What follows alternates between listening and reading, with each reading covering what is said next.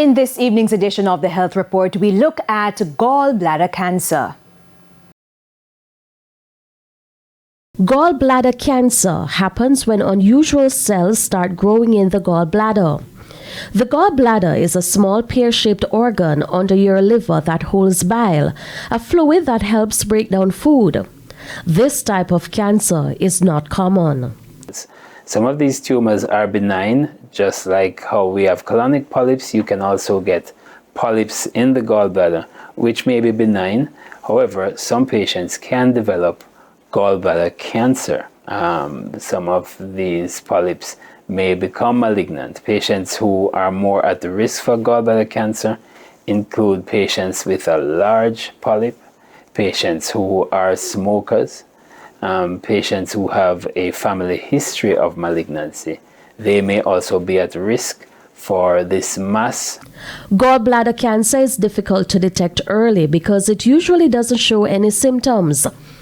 Many people don't find out they have it until it's already at an advanced stage. Intermittent pain with meals, and this may be associated with nausea and vomiting. And on ultrasound, the ultrasound may then pick up the polyp or mass.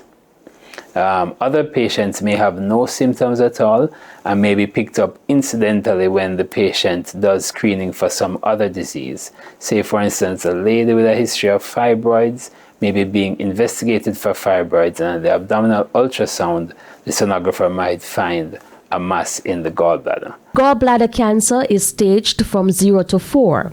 The lower the stage, the smaller the cancer, and the better the chances of a cure. For patients who have really large tumors, then they may need what we call an extended cholecystectomy, where we not only remove the gallbladder, but we may have to remove an area, a portion of the adjoining liver to try to get out all of the tumor. Wow. And the prognosis is good?